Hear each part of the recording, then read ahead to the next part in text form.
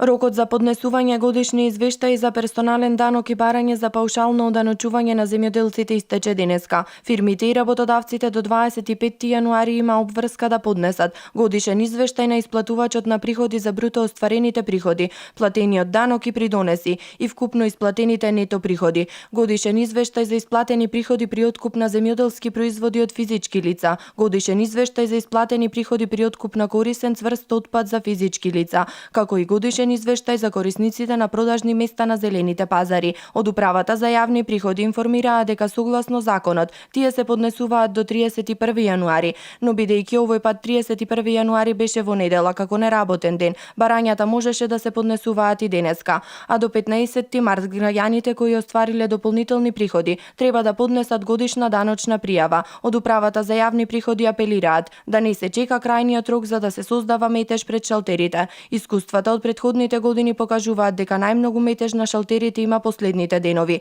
Регистрираните корисници на системот е-даноци годишната даночна пријава можат да ја пополнат онлайн и да ја поднесат електронски. Пријавата може да се поднесе и во најблиската даночна канцеларија на Управата за јавни приходи или преку пошта. Сите даночни обврзници кои нема да се пријават во дадениот рок ќе се смета дека направиле прекршок согласно со Законот за персонален данок на доход. За прекршителите се предвидени парични казни.